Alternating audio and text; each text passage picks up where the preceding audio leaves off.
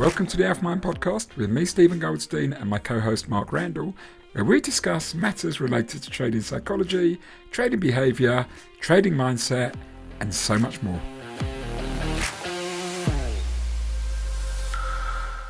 Our guest this week is Tom Hougaard. Tom is a high-stakes day trader and author of a superb new book, Best Loser Wins, Why Normal Thinking Never Wins a Trading Game, which focuses on the mental battle needed to succeed in trading and the challenge of getting your mind right. Tom is someone who has faced his own personal battles over many years to become a successful trader. Like many, he has gone through that cycle of try, learn, fail, try again, and eventually succeed. Tom is passionate about trading, as you will hear in this podcast, and he also loves helping others to learn. He runs an excellent Telegram channel called TraderTom.com, which has over 15,000 members. Before we start, we would like to thank our podcast partners TradeStation Global and the Society of Technical Analysts. TradeStation Global is a multi-asset trading platform with access to international markets. Trade stocks, Forex futures and micro e-mini futures from one account. Leverage professional grade tools like RadarScreen, The Matrix and EasyLanguage, an intuitive coding language for traders. And with TradeStation Global, there are no hidden price spreads, just transparent, low commissions. To find out more and open an account, visit TradeStationInternational.com/alphamind or see the link in the episode description. TradeStation International Ltd is authorized and regulated by the Financial Conduct Authority in the UK and acts as an introducing broker to Interactive Brokers UK Limited. The firm does not provide investment advice or trading recommendations. Investment and trading involves risk, including possible loss of principal. At present, the TradeStation Global product is not available to EU residents. The Society of Technical Analysts, the STA, are another long-established organisation with a great reputation. They are a member-led and not-for-profit body who have been providing world-beating education to the trading and investment community for over 5 decades and serve the needs of their members by providing outstanding online talks and webinars, regular newsletters, education, diplomas and continued professional development programs. Their home study course has been created by many of the world's leading minds in technical analysis and provides learning of a depth and breadth that is unparalleled in the trading and investing world. Listeners to the Alpha Mind podcast can obtain a 10% discount on the cost of the STA home study course. Visit alpha-mind.net and go to the sponsor section of our page to find out how to obtain this. Now on with this week's podcast. Well, welcome to this week's Alpha Mind podcast. We're delighted to have Tom Hougaard with us. He's author of Best Loser Wins, which has been hitting the sales recently. I've been reading this book, and I don't normally stick a lot of stickers in the book, but I got a book that currently looks like a hedgehog, and I'm convinced that Tom's been following me around for some of my coaching because there's a few things in there that I recognise as well. Lovely, but it's such a huge backstory, and I'm not going to even dare to just talk about your bio, Tom, but I just want to welcome you to the show and just go for it. Tell us about yourself, where have you come from, where you're going, and what's your current state? Okay. I am from Denmark, and where am I? I'm on a journey, and I have plateaued on that journey. I used to trade small size, 5-10 pounds a point. Obviously, that's going to be very familiar talk to people who are based in the United Kingdom and Euro, I imagine, where we don't trade contracts. I mentioned that because it's sponsored by TradeStation, and that tends to be futures contracts. But say a FTSE futures contract is 10 pounds a point, essentially. And we just have a different nomenclature in Europe where we can nominate the stake size instead. So we're still trading the same market. And I used to work for a brokerage in London called City Index. And I spent 10 years on a trading floor. And that in itself is an amazing experience because you get to be on the front seat of people's behavior. Now, initially you just think, oh, okay, well, that guy's good and that guy's rubbish and so forth. But as the days and weeks and months roll by, you begin to see a bigger picture. And that bigger picture is the behavioral bigger picture. And I spent 10 years observing people's behavior through their interactions with financial markets. And that to me was a gift. It was a gift from God because I was able to sit and watch every single 5-minute bar for 10 years. And I truly did that from 7 a.m. till 9 p.m. practically every single trading day. And if I wasn't doing that, then I would be giving talks about trading. And then something happened. During the crisis in 2009, I was made redundant. Incidentally, I was made redundant on the very day that the market bottomed out. I can't help but find that somewhat ironic. And I started trading for myself. I had a choice between going in and working for another brokerage in this capacity that I had at City Index, but I thought, no, that the time had come, that I had learned enough and I had saved up enough money to be self-financed so that I could make the same kind of money that I did when I was working for City Index, which was a good salary. And as the weeks rolled by from my redundancy and I started trading for myself, I noticed very quickly that the patterns that I displayed before I started working for the brokerage 10 years earlier slowly but gradually came back into my trading. So that this tapestry of that makes up a trader, I thought that I was well beyond that because I'd spent 10 years in a professional capacity. But as I no longer had a paycheck to rely on, I began to find myself in the same kind of emotional state that I had before I joined a professional capacity in the city. And let's just be honest here. I only joined a brokerage because I didn't cut it as a trader initially. I was hopelessly underfunded, hopelessly inexperienced, and all I had was a whimper of a hope and a couple of technical analysis books behind me. And I thought, well, the Holy Grail is, I'll take it from there. And I didn't, and I lost my funding within 18 months. I had worked at a career job in JP Morgan Chase. It had nothing to do with trading, although I sat next to a Bloomberg terminal, which was quite influential into my foray into technical analysis, because the Bloomberg terminal, that's like Mecca, isn't it? It has everything. And so I thought, this is not a good pattern. And here I'm talking about the behavioral pattern. This is not good that I so soon after having left a professional job where I've spent all day, and I've basically done something that very few people that we call retail traders are able to do, which is to spend practically every single waking moment during the work days observing the markets and get paid for it. And yet somehow I was not able to reproduce the expectations that I had, because I traded well when I worked for City Index, but I didn't really give any thought to why did I trade well and why didn't I trade so well once the security blanket of a monthly paycheck was taken away from me. And so I took some time out, and I don't know if you've had an opportunity to read the chapter that I sent you called The Story Behind Best Loser Wins. It's one of my regrets with the book, guys, because it actually tells the story how Best Loser Wins came about. And it's somewhat of a spiritual journey without being religious in that context. But I went on a walk up in the mountains in Spain. It's this journey that some people will call the Pilgrim Route, where you walk to Santiago de Compostela. And I happened to, just by pure serendipity, I happened to bump into a Hollywood executive producer that had happened to be a Navy SEAL. And to me, that was nothing short of a revelation, because over the following couple of weeks, him and I, we were walking together, and at night time, he had brought a collection of some of the movies that he had produced in Hollywood. And what was so interesting was that two of those movies were particularly enlightening. One was called The Dark Knight Rises, with Liam Neeson and Christian Bale. And there's this particular fighting scene where they're on a frozen lake. And we were talking about the movie and the scene in the movie where the will to act is everything. And it sort of resonated with me, because I felt that we, as traders, home traders, professional traders, we will accumulate an enormous amount of knowledge, an enormous amount of technical knowledge, technical prowess.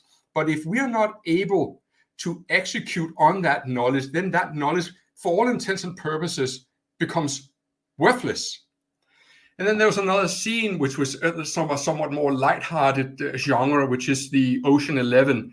And there's this scene right in the beginning of the the movie where George Clooney and Brad Pitt have a conversation about why should we rob the Bellagio Hotel, and essentially because the house always wins. If you always bet the same stake size and you never alter your bet then the house will always win, until if that right hand comes along and you bet big, then you will take the house. Now, my argument here is that opportunity might not only come once or twice in a lifetime for a professional gambler, but for a professional trader, we have excellent opportunities every single day. What stands between us and the opportunities is our will to act and our patience to wait for that right opportunity. And so this Navy SEAL / Hollywood producer, he was instrumental in me beginning a different kind of journey in trading, which wasn't so focused on technical analysis, because by then I had written every single technical analysis book that I could possibly get my hands on. I was practically subscribing to Harriman House's every single publication as they came out. And it was disappointing for me to know how much I knew, but I was not able to bridge the gap between what I knew and what I wanted to achieve. And that led me to a very different journey. And that journey was essentially a visualization and meditation journey, where I spent an extraordinary amount of time imagining what I wanted to achieve. But I still trained. It wasn't like, oh, I'm not going to do technical analysis now. I'm just going to do visualization, or I'm just going to do technical analysis. I'm not going to do any mental framework. It was more a question of, I began to realize the importance of not just acquiring more and more technical analysis, but in reality begin to look very, very deeply into what is it that makes you take the trades that you do and why. And so we'll then cut to a somewhat later on. I would then receive a phone call from a gentleman that I had worked with at City Index called Andrew Edwards. And Andrew was now the CEO of a brokerage called ETX Capital, which is, I think today is now called OvalX. And he asked me if I was interested in doing some training for their clients in-house. And I said, yeah, sure. So I went to London and I did a talk for the ETX clients, and it went down very well. And so he contacted me again and said, the feedback has been tremendous. It was much appreciated. It just so happens that we have opened a branch of ETX Capital in Denmark, which is, your home country. Would you like to support their endeavors and maybe be their in-house trainer? And I thought, well, you know what? There's one thing about trading that when you skip all the things aside and you begin to actually dig underneath the surface, it's a rather lonely profession. It isn't this glamorous profession where, you see these YouTube videos of these charlatans sitting on a beach with a laptop. First of all, you can't see anything on a laptop screen anyway on a beach because the sun will be glaring. And secondly, where's my third and my fourth and my fifth screen? I need them. I need to have the big picture view. So I did some training for these ETX Capital clients in Denmark. And then it so happened that I was invited for a Christmas dinner a few years later. I think it was about 18 months later. And I was invited into Andrew Edwards' office, and he looked on the wall, and there were some charts up there, and there was one particular chart that looked very different from all the other charts. It was a P&L curve, and he said, you know what that chart is? That's the P&L curve of the Danish client. And you see all the other charts, which were basically just pointing the other way or flatlining. Those are the profiles of all the other traders we have globally, and we have been racking our brains why the Danish profile client is so vastly different to what all the other profile of clients that we have from anywhere else in the world, including even Scandinavian countries. And we came up that they have exactly the access to the same data, same charts, same news flow, same web seminar, that they offered in English. But what they don't have is someone coming to Denmark or their respective countries and traveling around Denmark and giving talks about technical analysis / trading psychology. And he said, I don't know what you're doing, but you are extending the lifetime of the clients, and they are significantly more profitable than all our other clients. And I urge you to write a book about what it is that you're doing. And, so here we are. And that conversation took place in 2012, 13. So here we are knocking on 2023. So it's taken me a good 10 years. But you know what? I'm not really an author either. And I remember the famous Mark Douglas, who's no longer with us, sadly. He said he expected to write that book, Trading in the Zone, in about 6 months' time, and it took him 8 years. And I kind of relate to that, because every single time I thought, all right, this is it, then someone would ask me something, and I'll go, damn, I haven't thought about that.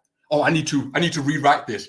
And so Harriman House, God bless them, that has got to be, they have the patience of saints and angels in that publisher, because the amount of rewrites that I did and the amount of edits and, oh, I don't quite like it. The latest one being that I actually, the official publication date was September 2020. And then we waited 2 years because I wasn't quite happy with the final script.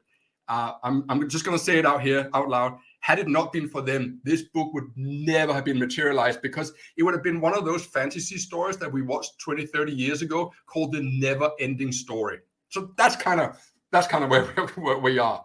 And so I'm sorry, I'm talking 100 miles an hour. I'm sorry about that. But you asked you asked me a specific question. Where were you? Where are you? And where do you want to be?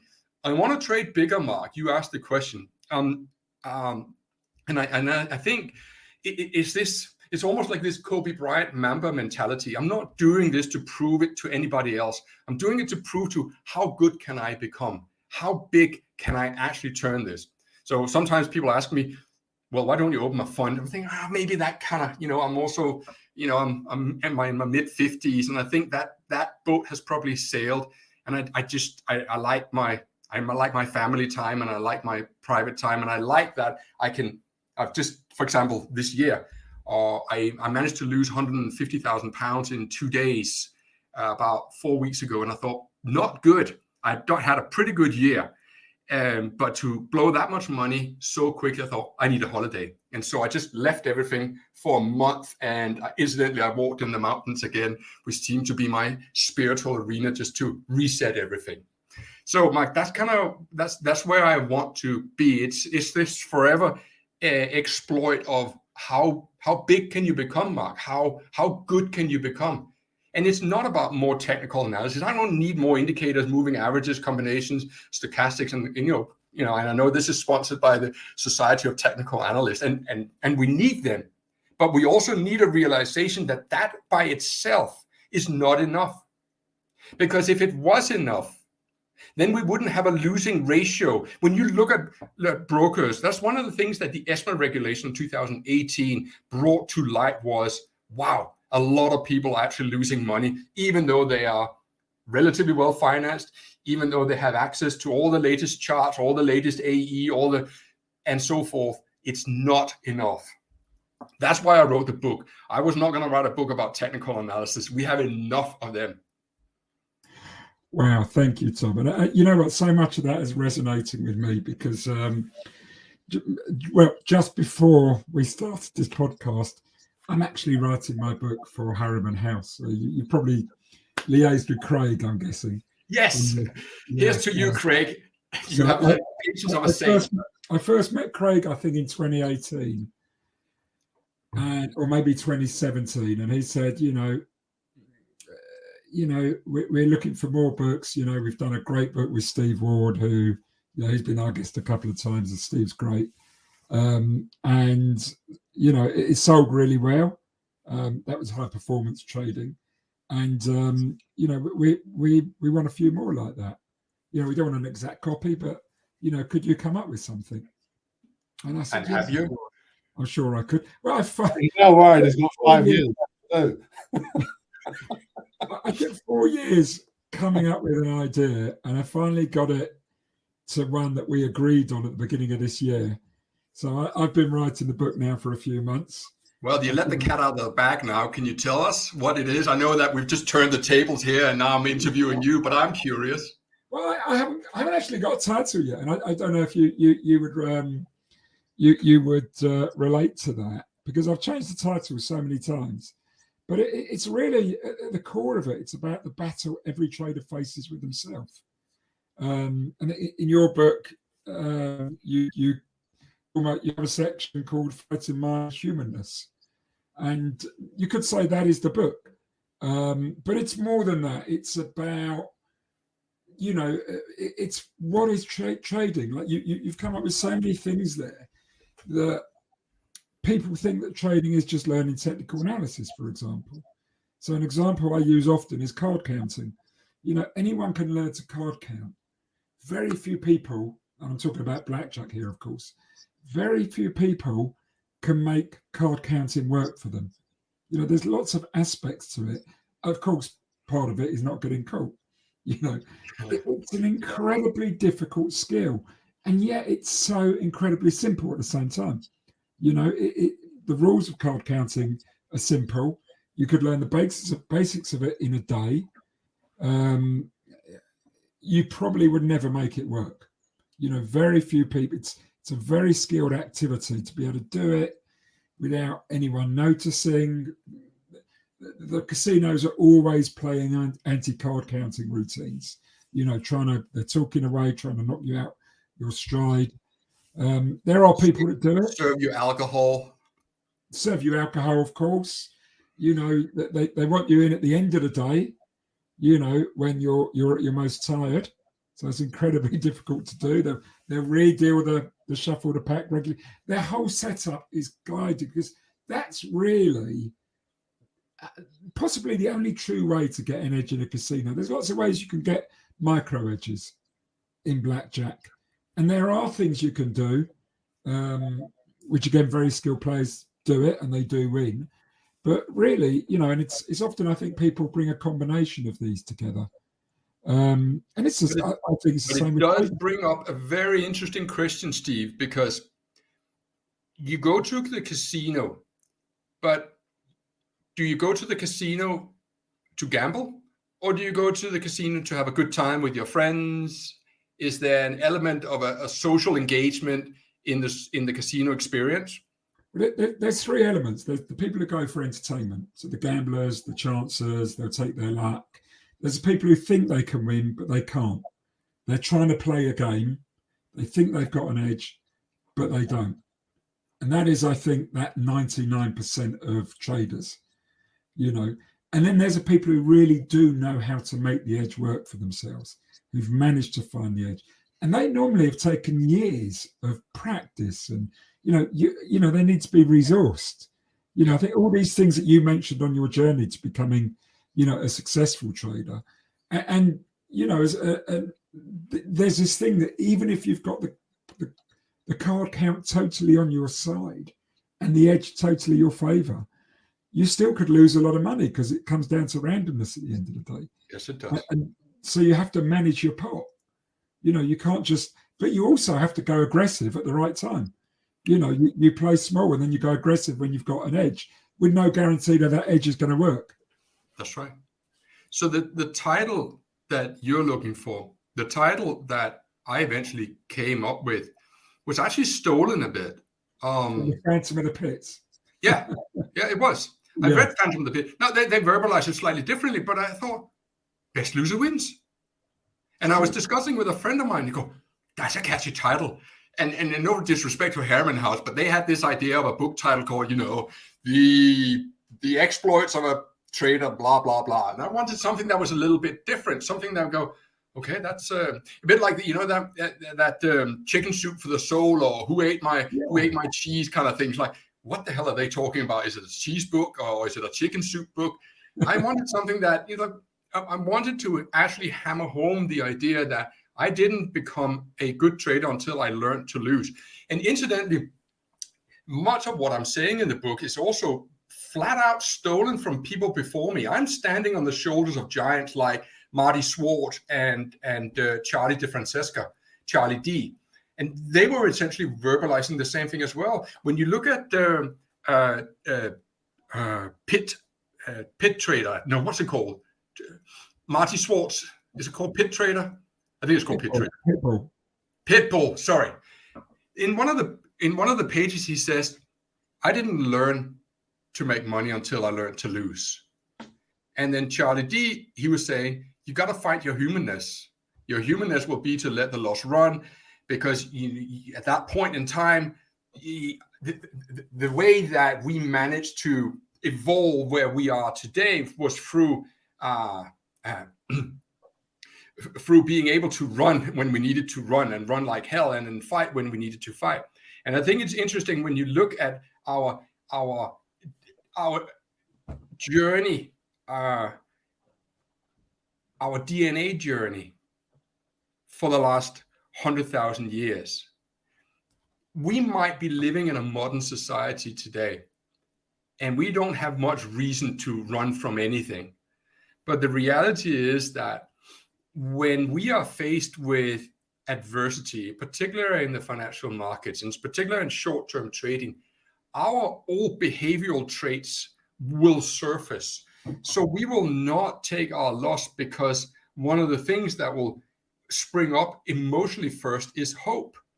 And so I call that the supermarket mentality. When we go to the supermarket on a Saturday morning and we are surfing around the aisles for, what we need, and also for good offers, we're seeing, well, hang on, this toilet paper here is on sale for 50% off. So I better get some toilet paper in.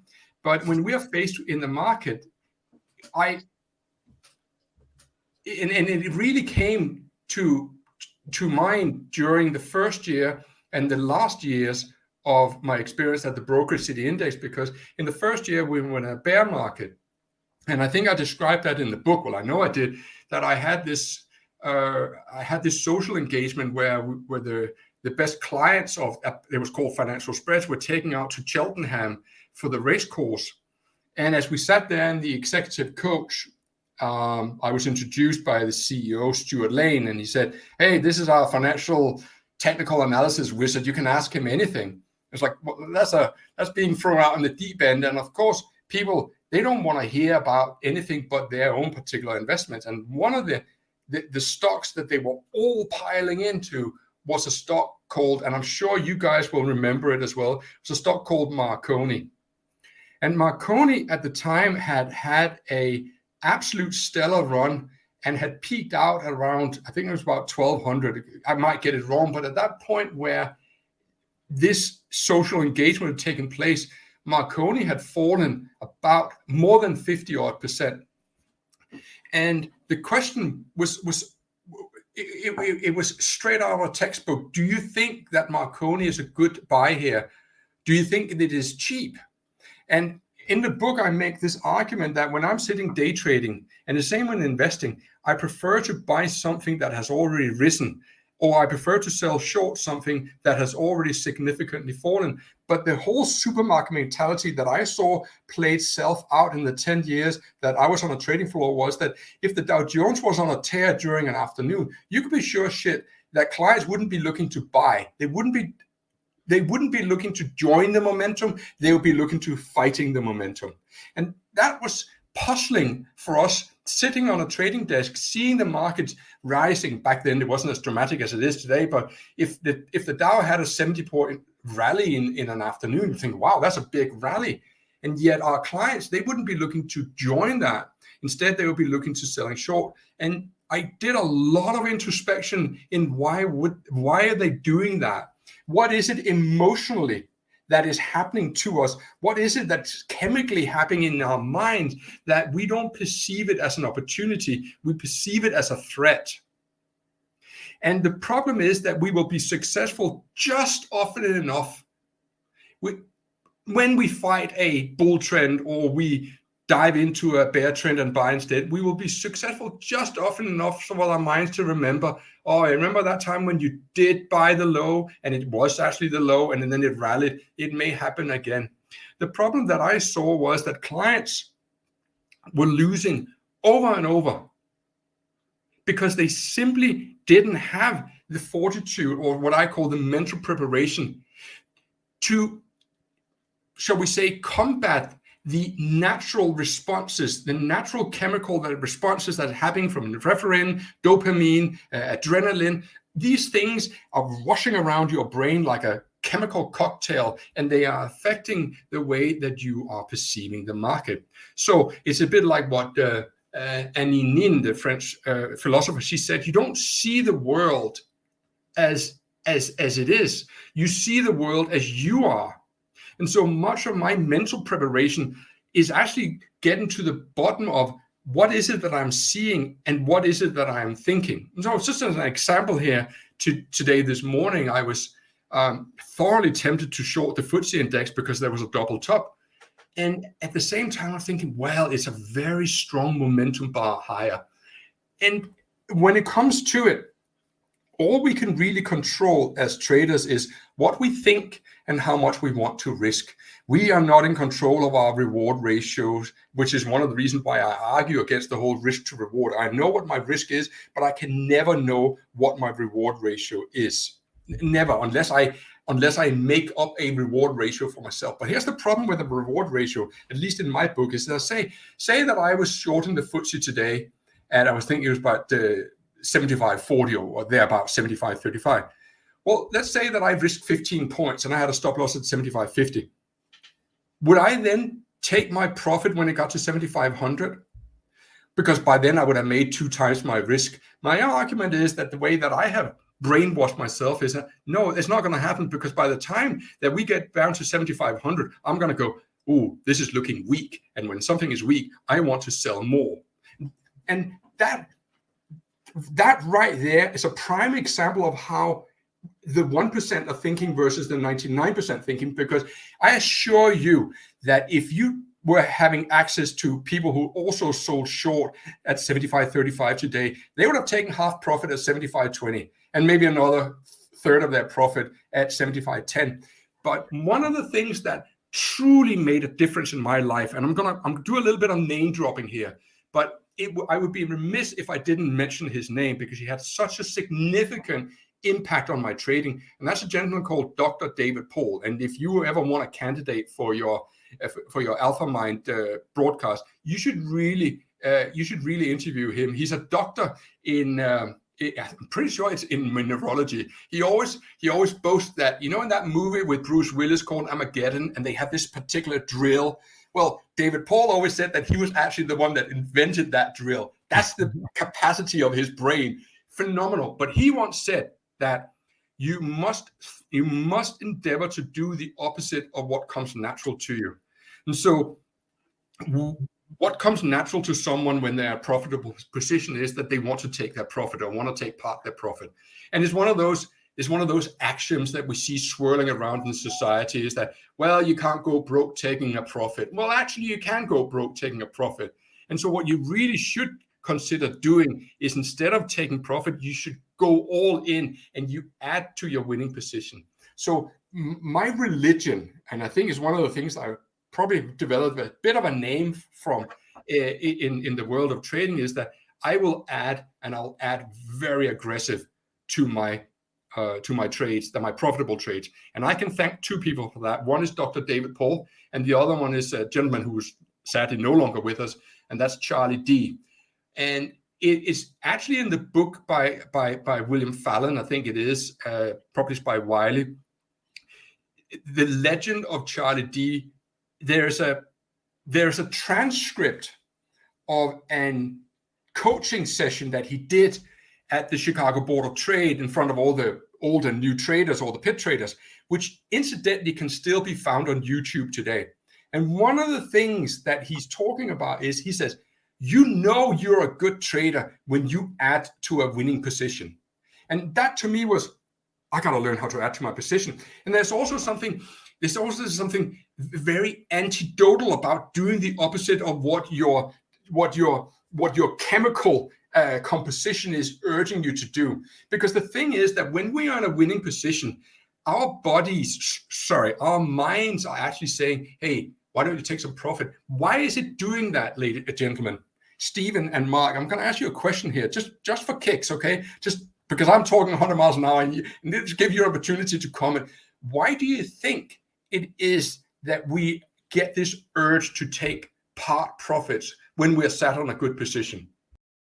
We'll return to the podcast shortly. The AFMAN podcast is sponsored by TradeStation Global and the Society of Technical Analysts, the STA. TradeStation Global is a multi-asset trading platform with access to international markets where you can trade a range of instruments from one account and leverage professional-grade tools like RadarScreen, The Matrix, and EasyLanguage. And with TradeStation Global, there are no hidden price spreads, just transparent, low commissions. To find out more and to open an account, visit TradeStation-international.com/alphamind or go to our website alpha-mind.net or see the link in the episode description. The Society of Technical Analysts, the STA, provide world-beating technical analysis education programs and offer outstanding membership services. AlphaMind podcast listeners can obtain a 10% discount on the cost of their excellent home study course and home study course with a diploma package. To find out more about this offer, go to our website alpha-mind.net or see the link in the episode description. Now back to the podcast.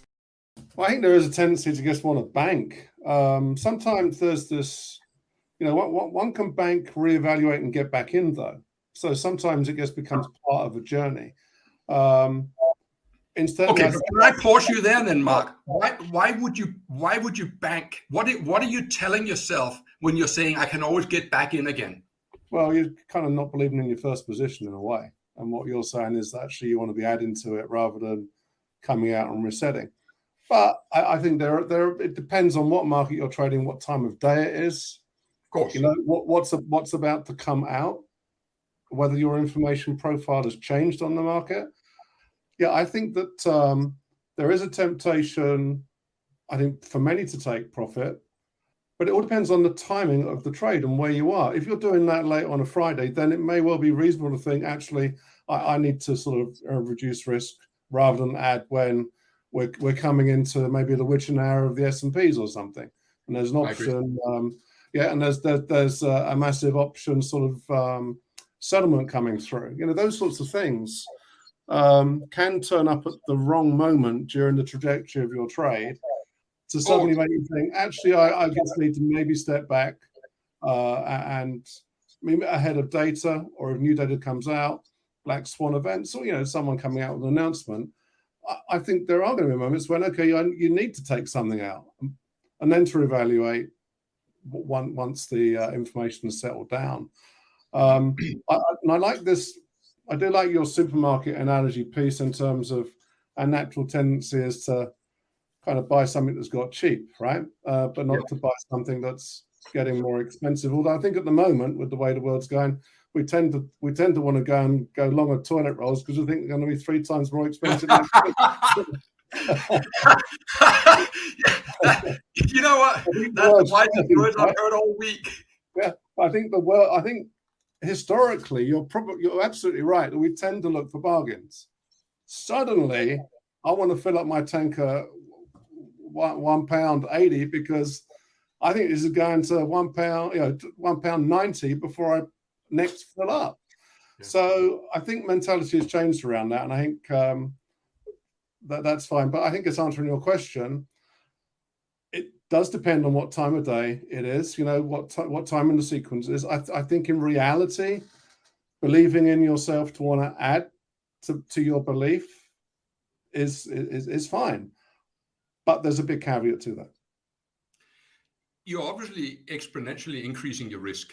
And some of the greatest damages I've done to my account is if I've been overly aggressive to the downside or to the upside. And I run a Telegram channel, and people there, for better or worse, can witness when it goes well, but they can certainly also witness when it blows up in my face. Mm-hmm. And what I often do when I have one of those blows up in your face is I need to remove myself from the situation for, it could be 5 minutes, it could be for an hour.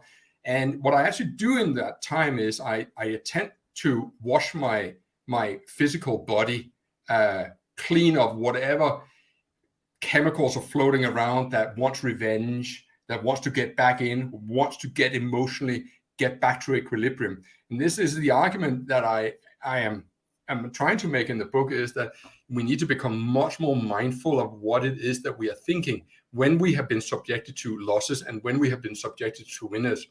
Incidentally, I have a little anecdote that I thought I'd share with you. A friend of mine came to me and wanted to have some mentoring. And I'm not in the business of doing mentoring, but I do like to talk shop and I do like to talk about trading. And he gave me access to his trading account, and I downloaded it, and I basically just put it into an Excel spreadsheet, and I drew some columns. And he said, and I said to him, this has got to be the easiest fix ever. Whenever you have a big winning day, you always lose the day after. You're a brilliant trader, but something happens to you the day after a big win that you somehow you are chemically out of balance, whether it's because you're exuberant, because you're overly confident. And I urge you to actually, if you have a big win, don't trade the following day and just see how that goes. Now, I don't know whether he did it, but he reported back. That's the thing between, anecdotal evidence and actually empirical evidence. But this anecdotal evidence would suggest that if he didn't trade the day after a big win, he would actually keep his money. And my argument would be that he would actually give his body a 24-hour cycle to just calm down again and let the adrenaline subside. If you've ever been in a fight in your life, or if you like to put on the boxing gloves, you also know that even though you're getting a good smack or two, you don't want to get in there because the adrenaline is pumping around your body. And that's the whole design of the body. It is designed from a prehistoric time when we were faced with predators that were basically our apex predators. And so that we needed to either we fight or we die. And yeah, absolutely. And to add to that, I think that the state of that, and I've seen it, is it's fight, flight, freeze, or faint. Okay, in terms of what that reaction could be. In trading rooms, I've seen all of those. I've seen people freeze that literally are in a state that they just can't move, and one had to be wheeled out in a wheelchair. And so it is super toxic by not managing yourself and dealing with the letting go. I mean, I think letting go is sort of what we're on about here, particularly around, one talks about the letting go of the pain and trauma of losses, but of course, I think it's also super important to let go of the euphoria of a significant win, because it just creates you into this different state that then is not optimal to go out there and be aware to just see what the next opportunity was. And just going back to your book, I know we've got to remember that the book is sort of why we got you on. But there is a lovely story of you being at dinner with Luke Donald, and you were asking Luke Donald about Tiger, right? Yes. Just share that story, because that makes a lot of sense to me. And there's a lot of people in this space that play golf as well as trade. So okay. Well, I'll readily say to everyone, I know nothing about golf apart from what an eagle is and what a birdie is and a hole-in-one. I know who Tiger Woods is, but I happened to be going to the Wimbledon final in 2007, and I was invited to Ralph Lauren's tent. And I think it was because I was appearing on CNBC to do interviews, and someone at the CNBC office had taken pity on me because I didn't go there for my dress sense, that's for sure. And so there I was in Ralph Lauren's tent, and I happened to sit next to Luke Donald, who at the time was number 9 on the world golfing ranking list. And when you're in a tent like that, you do get a bit to drink. I mean, they do like to look after you. And so there's lots of Pims and whatever else you want when you are at a Ralph Lauren tent. And so maybe I would be asking some questions that I wouldn't normally have had if I hadn't been a little bit intoxicated. So I basically turned to Luke Donald and I said, so Luke, why are you number 9 and not number 1? Why is Tiger Woods so much better than you? Now, I know it's a bit of a flippant question to ask, but he took it in the most beautiful way that you could possibly imagine. And hence this anecdote, it can now be told in book and here. He said, I don't think that Tiger Woods physically is better than I am. I think that I can shoot it just as straight as he can, maybe even straighter, maybe even longer, because I am stronger than him. But where Tiger Woods separates himself from the entire crowd of all the other golf players on tour is that he has an almost inhuman goldfish mentality. So, and then he described it through an example that if I had done a double bogey on the 15th and Tiger Woods had done a double bogey on the 15th, which I'm led to believe that, you're meant to par, it's not good. That's what golfers will know what I'm talking about, and non-golfers know bogeying is not good.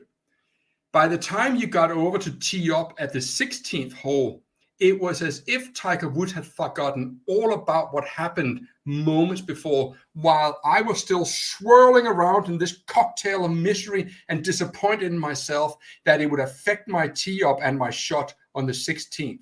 So Tiger Woods could basically be putting for the Augusta Championship, and he needed to make the putt, and it was like a 20-foot putt, and he would be cool as a cucumber, wouldn't affect him. It was as if it was just another day training on the green.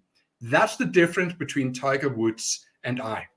And I thought it was such a beautiful story because it was said with such sincerity. He's a very sincere man. He's very humble, very down to earth. And, you can't help but take an instant liking to him. And then when he came up with something so profound, I thought this has got to go into a book somewhere so that people can read this, because I also think that it also highlights the margins between number 1 and number 9. And I have led to believe that Tiger Woods was thoroughly schooled through his father, who was a Green Beret, in the minds of performing. Incidentally, you both mentioned Steve Ward, and I happened to witness Steve Ward on a stage back in April when he gave a talk in London. And he came on board, and Steve is a big guy, like very imposing, and he stands there and he's towering over all of us. And he's saying to us, there was a crowd of a couple of hundred people, and he says to us, "Hey, trading psychology, how important do you think it is in your overall trading arsenal, in your trading preparation? And I'd like you to give a percentage on it." And I was like, someone raised, "I think it's 40%, and I think it's 50%. And then someone said, "I think it's 70%. I think it's..." And then so we sort of settled on the fact that trading psychology, or how we think when we're trading, probably accounts for about 80-85%, seem to be the general consensus amongst these couple of hundred people. And then he sprung the proverbial bomb on us, and he said, if you think that successful trading is 80-odd% mind, why do you spend 99% on technical analysis and probably no percent at all on mental preparation? And Steve, Mark, it was like a religious experience where the Holy Spirit just swooshes through the auditorium, and there was this silence, and people going, yeah, never really thought about that. I'm saying that it's 80%, that trading is more mind related, but I spent zero time on actually preparing my mind. And it was just so beautiful the way that he was able to lead us down to a trap. And then he sprung the trap on us. Well, not me personally, because at that point I'd already written the book. But, I played along and I go, oh, yeah. So I would go 100. And the reason I say that 80 is cheap. is 80 cheap, yeah. It's like what percentage of baking a cake is the heat? Well, if you don't put it in the oven and turn the heat on, you don't get a cake. It's 100%. You can't define it, in other words, but it is so crucial. But here comes the most important question, then, Steve, is that we can talk about it. We can skirt around the issue here, but how do you actually mentally prepare yourself? How do you actually become a better trader through mental preparation? And that's why I wrote the book. I didn't want to just discuss it. I didn't want to just talk about it. Oh, yeah, you got to do your mental preparation. No, I have described some exercises that I go through every single day. I mean, even something like just before I came on board here, every single day I sit and I train my mind, not only on patterns, but also through visualization, through meditation. And I know it sounds a bit 60s hippie, with long hair. Well, not me, but long hair and hippie environment. But actually, there was a movie that I saw recently called Rush, and it describes this symbiotic relationship between Niki Lauda and James Hunt, a British racing driver. And there's this scene where James Hunt is actually lying on a floor in a big mansion with his eyes closed, and he's driving the race course in his mind's eye. He's going through all the corners, all the straights, all the curves, everything that he needs to be mindful of on the next day's race. And then the the hot lady comes into the room and interrupts him, and he says, I'm basically just mentally preparing myself. And I find it so important that when I sit down to trade, that I would have spent as much time on my mental preparation than I have on, in fact, I'll say this to you. If I had the choice between an hour's preparation on charts, on hour preparations, on mental preparation, I'll always choose the mental preparation, because the charts are the charts, double bottom, double top, extended candle, la-di-da-da-da. That rarely changes. It is how I will react when it happens. And more importantly, when I will have my losers, and I think I lose on approximately 45% on all my trades, I cannot afford to let one of those trades run out of control. And that I need to mentally prepare my mind for, because otherwise, if I don't tame that mind, he is going to let that run. Why? Well, because, hey, it might turn around.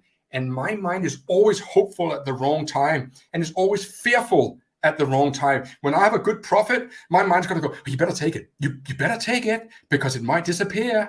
That's fear talking. It's not hope. It's fear talking. And you're on a losing position here. Well, let's give it another 5-minute bar. Let's give it another 10 minutes. Let's move that stop loss down, because, hey, it might turn around. Yeah, no, I think, part of my background is that I actually bespokely build visualization and meditation journeys for traders as part of my coaching, and I'm on the regulatory body of mindfulness in the UK as a board member. And it is a hugely powerful, part of decision making, part of the management of self, and all the other stuff that comes with it. Not just decision making, but the pure awareness that's required in such a complex environment as trading is critical. And one of our guests on the podcast was an ex-Navy SEAL commander that now runs Men Talking Mindfulness in the States, John McCaskill. And he was just saying that, it's not just about self, it's understanding that without it, you create a weapon that faces you, and you're constantly fighting this weapon that's self-created. And by going into this better state of being and self-regulation, you have a better appreciation of where your assets are, as he was talking, like, from a point of view of warfare, but also a more of a compassion for the enemy too. So, and you can fit that to the market, that the market almost becomes your enemy, and you kind of have to have some respect for it. Otherwise, it will grab you, shake you, and tip you over into this, like you say, this chew you up and spit you out. Exactly. I think, whilst you talked about Stevie Ward, who's a great friend of ours, he does have the Trader Mind Journal. Okay, he gave me a copy. It's amazing. Yeah, which is a very good piece. But I know that you, in your book, talk about journaling to determine truths and confront flaws, and you use it as a pre-trade warm-up to go back through narrative of whatever the time span you want to look at, right? But to almost tune you to the day. And I think that was a good link to Steve, but I think that's a good part of the book to talk about, because I think a lot of people out there in retail trading land probably don't journal, but you see it as an art, but also a key part of your decision making. Yeah, so I want to be very specific here. I don't journal I don't sit and write, dear diary, today I lost a lot of money. It's not a dear diary time. It is for all intents and purposes, let's talk practical nuts and bolts here.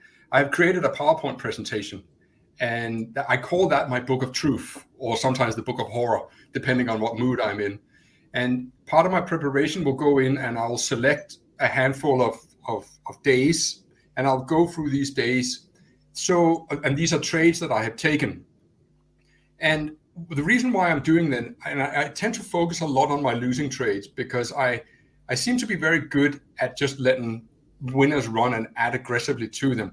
But where I need to be incredibly mindful is to never add to a losing trade ever. And I'm going to say I'm going to do that on one trade out of 100. And even so, there's some circumstances where I will add to a losing trade, and it's not what you think. It's strictly under control.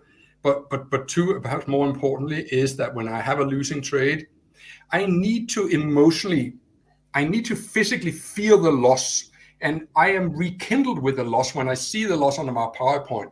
And my my mind cannot differentiate between this being something that has happened in the past or is happening right here, right now. It's one of the reasons why we watch horror movies, because we think we're actually in this horror movie. We get that excitement. We don't just passively watch. Don't look behind he's behind the door with the axe.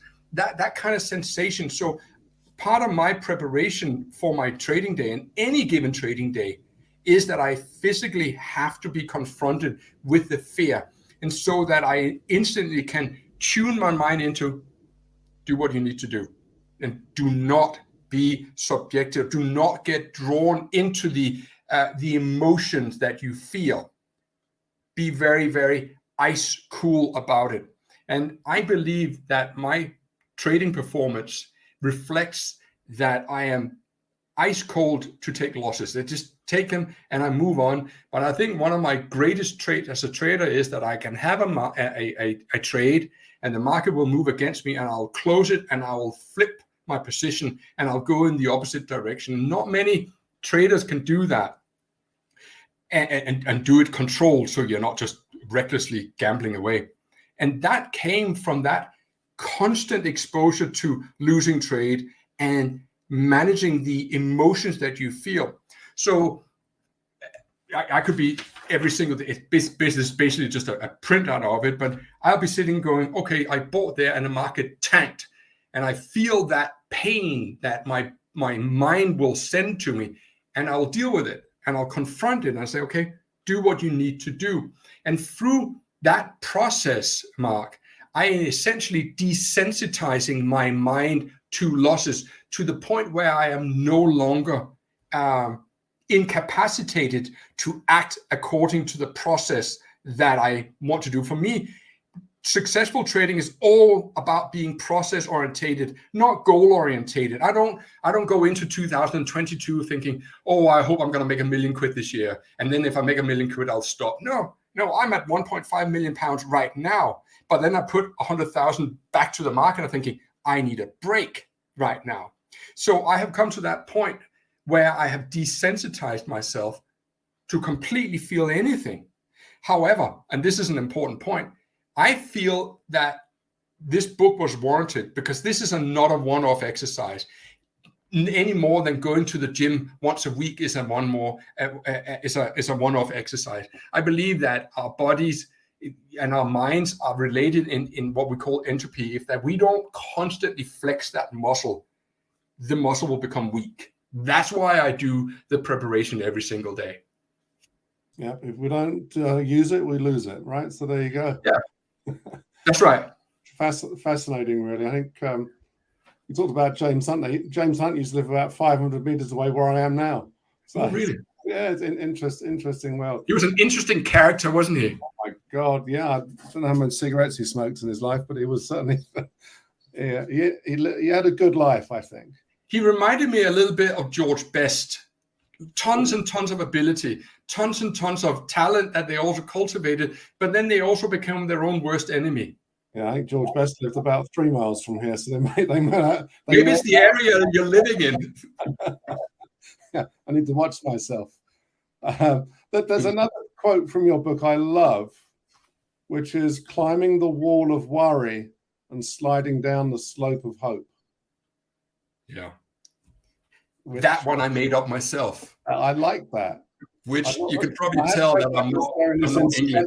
In this encyclopedia of a book, I hadn't seen it elsewhere. But I thought that is it. That's kind of what it feels like for many people. Yeah. And so what I'm hoping here, and I'm not saying that because of the enormously small royalties that I receive from Harem and House, and that's not a dig. You don't become rich from writing a book, but I'm hoping that people would 5 more years of this.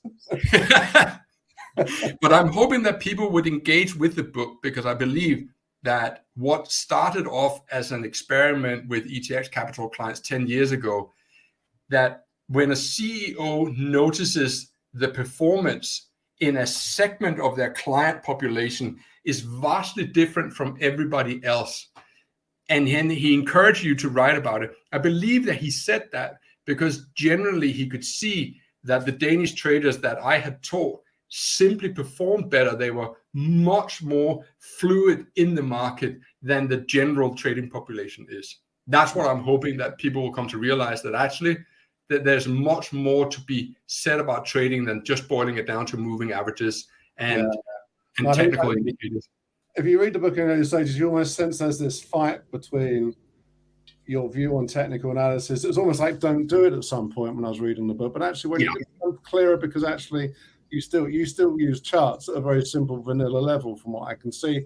And there's nothing wrong with that, because one of the biggest ever Brent traders who traded about 30% of the world's Brent I knew, he just kept it very, very simple and made an awful lot of money. And there is a tendency for people that are getting involved in technical because to have every bloody indicator up and running, right? So, and that's a mistake, quite frankly, to have so much saturation. Very interesting. I think the journey of the book is really good, and I think it's great how you weave it as this evolving story. No doubt you're linking to other bits of work too, but I think it's good that you brought it all together in a way that people can pick up, and come out with it with, someone with 40 years market experience like me's come out with, at least 5 stickets in there, thinking that's a pretty. I'm honored. Thank you. That's a pretty smart thing to say. And I'm sure Steve has too. So I think from an industry point of view, I think we're grateful for someone putting the work in, because it is hard work, right, to get this stuff together. And I guess love the little funny stories. But do you think you found your purpose yet? Mate, quiet moment there from Tom. Yeah, but say the market's closed. Now, let me give you a different story. I've just had a holiday and I had to force myself not to open my phone just to get that little fix. And when it became too much, I dug into my backpack and I had 5 random charts that I just grabbed, and I just felt I got this sensation of a fix like a drug addict. I was like, oh, okay, there's a few charts. So yeah, I think I found my purpose. And I think the purpose is not only my vocation, but also passing on the knowledge. Look, Harriman House, for all I care, could give my royalties to charity. I am certainly not doing for that. I'm doing it because I have a desire to help others achieve what I have achieved. And I know it's doable. I absolutely know it's doable because, I wasn't first in the queue when they handed out brains, and I wasn't a first class honors student from Oxford University. But what I did do was I never gave up. I'm a fighter, and sort of brought up from the. What is my ex-wife? She used to say, "You weren't brought up, you were dragged up." And I think there's this street fighting mentality. You're not going to get the better of me. And I think many people actually have that. But the problem here is that they think that more of the same is what's needed. They think, oh, I'm not very good. I'm not a good trader. I need more technical analysis. And I also think that the mindfulness is met by a segment of the population going, that's a bit airy-fairy. It's a bit whimsical. It's a bit gayish. It's a bit... Nothing could be further from the truth. It's actually an exploration into your own inner workings that makes you do what you do when you do it. That's to me. It's an incredible thing. You're quite right. I mean, there's stigma around yoga, there's stigma around mental health, and there's stigma around one of the most efficient solutions, which is mindfulness. So I was in a big corporate this week, and we had to call something aligned to it called MindFit, just to get better acceptability. The wrapper is very, very important. The content doesn't change, but if people I'm laughing because I can see what Steve is doing. What is he doing? I have no idea. Dear viewer, over the last 1 minute, I have watched Steve disassemble the microphone. Yeah, no, it's cool. It's fallen to pieces. It broke. It broke the hinge bracket. This is the podcast I've ever been in.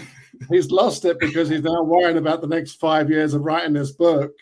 No. I mean, honestly, this is fantastic hearing it because, there's part of me thinking, damn, he's written the same book as me. I'm going to have to tear this up. He's written everything you're saying, right? From this, what you talked about, how we struggle with our natural self. I call it our default human operating system is not made for trading. It's completely not. It is the worst. We are just not made this way. We are not wired for trading, but it doesn't mean we can't. It doesn't mean we can't, because somebody has to. You only have to come in the top group. And one trade is not a trader. One great trade doesn't make you a trader. You told a story in there which I loved, and it was near the beginning of the book, and it was about someone who he put on this fantastic trade. It was the one where the French franc was overvalued. Yeah. He'd been trying to buy a hot dog in France. It was a hot dog stand story in Paris, and you're thinking, how expensive is this hot dog? Yeah, and he came back and he said, right, French franc is drastically, he didn't just look at that, he looked at all prices. Yeah. And then he's like, this is just not sustainable. And you said he made a fortune on that trade, and yet he lost all his money. So to put that his story into context, it was a story that I was told by my boss, Stuart Lane, when I worked at Financial Spreads. And he was very fond of telling the story down in the pub after work. And the story basically goes that this gentleman, who of course shall remain nameless, he had been to France, and for whatever reason, he wasn't part of the journey up to the Eiffel Tower with the family, and he decided to have a hot dog. And so the guy at the hot dog stand sells him this hot dog and says 100 franc, or maybe not, but very, very expensive. And he said, how much? I say, well, and so he thought, well, I think he's just taking advantage of me because I'm British. So I walked around the corner and ordered a different hot dog, but they also charged this extraordinary amount of money for a hot dog. So I decided to go into a supermarket, and I just picked up some basic groceries like eggs, milk, bread, butter, you name it. And the cost of it in franc compared to pounds was extraordinary. So when I came home, and this is obviously, he was a client of Financial Spread and Stuart Lane, he basically started shorting the French franc, and I think he also shorted some other currencies. And what you have to remember, what makes this story so remarkable is, in the day that we trade in now, the bid-ask spread in, say, euro dollar is 0.6, 0.8, or 0.4, depending on who we're trading with. Back then, you probably paid 10 pips wide for euro dollar. And not that I even think euro dollar existed at that point, and because you had the French franc, but other currencies, very wide spread. And I think I was told that he traded on a 30 pip wide spread. And he kept adding and adding and adding to his trade. And yes, he made more than £5 million. And this is in 1996 money, not 2022 money. Not that I'm sure that's any difference now that I think about it. But nevertheless, that's a hell of a lot of money. And then almost like, and then there's this silence in the story. He says, and then he blew it all. Every single penny. And I remember that story when I wrote the book, because I thought to myself, it's important that people also understand that when you make a lot of money trading, you are also at your most vulnerable. You can never let up. You are never out of the fight. Never, ever, ever. It's like, there's this quote from Lone Survivor, Marcus Luttrell. He's up in the mountains with Mike Murphy, and they're fighting the Taliban. And Mike Murphy is about to do the ultimate sacrifice, which is to go and make a phone call on the ridge, but he will surely die. He will be shot. And he just turns to Marcus Luttrell, which is played by Mark Wahlberg, and he says, Marcus, you are never out of the fight. And I know that when I trade at my best, it is with an intensity that comes with my vocation. And I also know that if I become slack, if I'm going, what's for dinner, that's when I lose. And that's why I trade with the intensity that I do. And that is perpetuated by my adding aggressively to my trades, because I know that when I am at my best, I add aggressively, and I am not worried about that the market's going to turn around. If it turns around, then I'll take some losses. But I also have these tremendous days where I ride a trend throughout the day, basically what I call a trend day. And you only need one of those trend days a month to make an astounding difference. But the key here is, do you have the balls to actually ride that trend? And I'm saying it's not just about taking a loss. It's also keeping your pause when you have a big profit. And you know what? That's probably even more difficult for people than it is taking a loss. Would you believe it? That's why the example you give in this story is great. You say that the number of traders that are truly great are incredibly rare. See, for me, you get people who do one good trade or jump on a bull move or a trend and think they are great. And the only person fooled, unfortunately, is them. And, you know, they're fooled into thinking they're good. But trading is a performance activity. You know, someone new to golf can go on a golf course today or tomorrow and hit a hole in one. That does not mean they are ready to play on the PGA. Golf is a performance activity. And you have to become repeatedly good, again and again, in multiple environments over many years. It requires developing the skills and abilities to become good. And it's the same for trading. Becoming a good trader takes a hell of a long time. And people often confuse, you know, for example, they often confuse learning a system with becoming a trader. You can become very good at applying a system, but systems usually have a sell-by date, or the market environment changes and that system is no longer applicable. And then people find out that, hell, I'm suddenly no good. No, you usually were never that good to start with, because becoming good takes years. And to succeed at trading, to live off it, you have to become very, very good. You know, and that is a multi-year journey. And becoming great, when you can really prosper, that takes even longer. And I think you've really captured that in this book, in a lot of the stuff that you've written about. And I hope people get it. I really do. I hope people read it, and I hope they understand what you're saying. Thank you. Oh, excellent, Steve. I think your mic has gotten to a point now where your voice, you won't be listening to your voice with glee when you listen back at the podcast. There, it came through very clearly, nonetheless. But I mean, perhaps if I can start to sort of wind down on this today. You know, Tom, I think, as I say, that it's quite rare to find people in the market space that get it, you know, that kind of get the sort of the human requirements for trading, physical, mental,